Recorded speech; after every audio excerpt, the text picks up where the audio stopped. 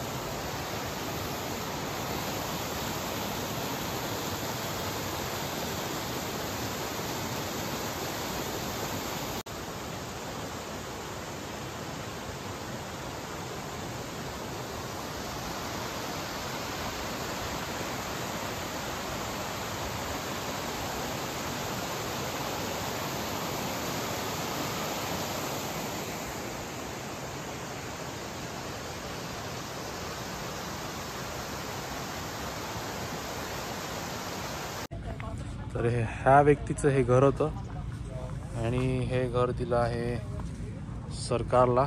सरकार काहीतरी चांगल्याचा उपयोग करेल, तर त्या लोकांनी ह्याला अगोदर हे मॉनिस्ट्री होती, तर मॉनिस्ट्री त्या लोकांनी तोडली, म्हणजे चर्चसारखं होतं।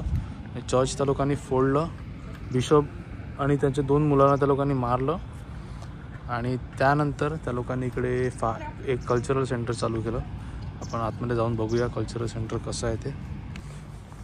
तर हा 9 वर्ष इकडे राहिला आणि त्याच्यानंतर त्याने सोडलं आणि दुसऱ्या सिटीमध्ये गेला, कॅपिटल सिटीमध्ये गेला राहण्यासाठी, आणि तेव्हा त्याने हे घर डोनेट केलं। आपण आपल्या इकडे विकलं असतं हे घर करोडामध्ये प्रॉपर्टी इथे आपल्या इकडे। तर हे कल्चरल सेंटर आहे आणि हे ह्याच्याबद्दल इन्फॉर्मेशन आहे। तर मग चला आतमध्ये जाऊया।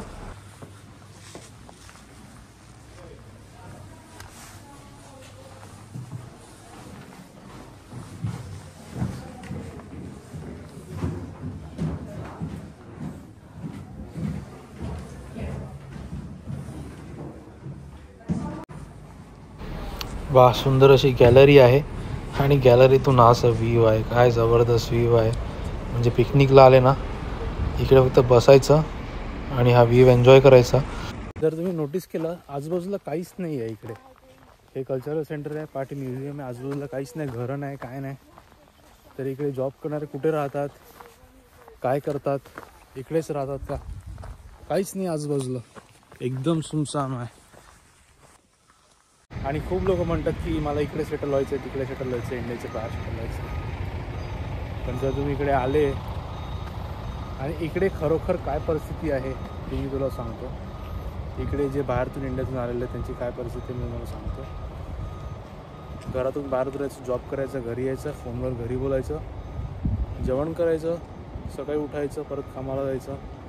हे लोक मला कारण इकडे बाहेर राहायला पण एवढं महागाई आहे, बाहेर खायला पण एवढं महाग आहे इकडे. म्हणजे आता ते म्युझियम तुम्ही बघितलं, त्या म्युझियममध्ये काही नाही आहे, त्याची एंट्री फी $50 आहे. म्हणजे समजा काय महागाई आहे इकडे.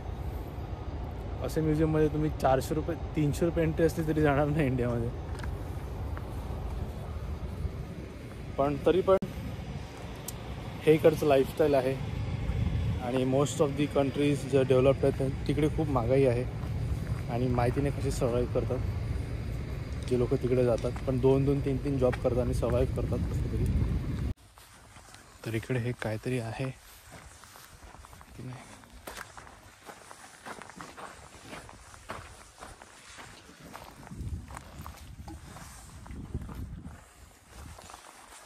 सगळेजण चाललेत, आपण पण त्याची पाठी जाऊ द्या.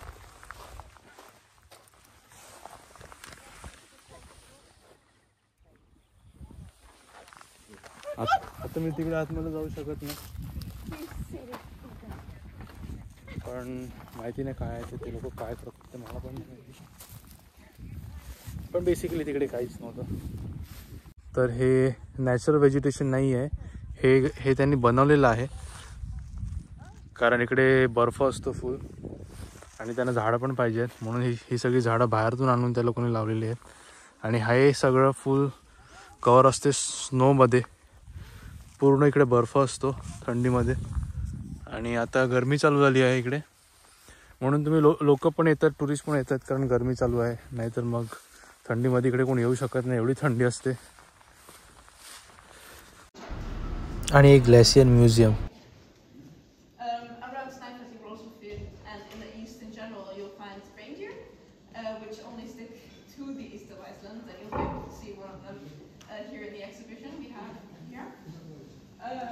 Yeah, they were imported from Norway, and in 1778, I think, and they're still around. So, and they're completely wild. This is another area we have in the national park. So it's this area right here, called Kraftatunga. It's a volcanic desert in the north. So it's made by the rain channels behind the glacier. And it's not your typical desert like the Sahara. It's has lava fields and yeah, it's completely different, but it's still a desert. And then in the end of Kraftatunga you have something called Krakatut, and that's right over here at the end of the glacier. And it's a very specific, a special area because it's thermal heat. So it's a place where fire and ice kind of meets and forms together. So, for example, you have a warm glacial river there called Volga, and so on and so on. Yeah, that's the eastern area. तर मित्रांनो, आता वेळ आली आहे हा video इकडेच थांबवायची. मी तुम्हाला भेटतो एका नवीन व्हिडिओमध्ये लवकरच. तोपर्यंत काळजी घ्या. See you soon. Take care.